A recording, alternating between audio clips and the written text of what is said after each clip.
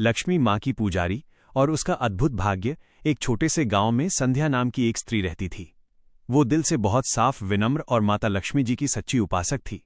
हर सुबह वो घर का दरवाज़ा खोलकर सबसे पहले लक्ष्मी माँ का दीपक जलाती और पूरे विश्वास से कहती, माँ, मेरे घर कदम रखना और सबको सुख समृद्धि देना। संध्या भले ही गरीब थी, लेकिन उसका मन हमेशा संतोष से भरा रहता था।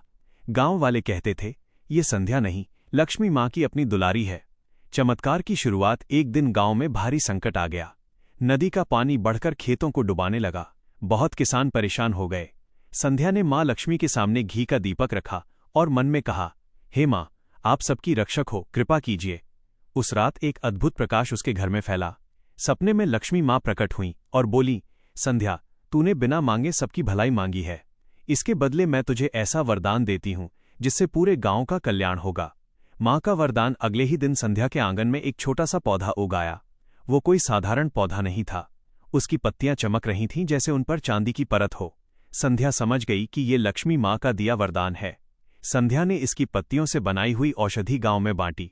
जिसने ये औषधि ली, उनके बीमार पशु ठीक हो गए, खेतों में पानी का संतुलन बना रहा और गांव की हालत सुधरने लगी। असली भाग्य संध्या कभी अपने लिए कुछ नहीं मांगती थी, लेकिन माँ लक्ष्मी ने उसके निष्काम भाव से प्रसन्न होकर उसे एक और वरदान दिया। जहां भी संध्या कदम रखती, वहां सुख समृद्धि अपने आप फैल जाती।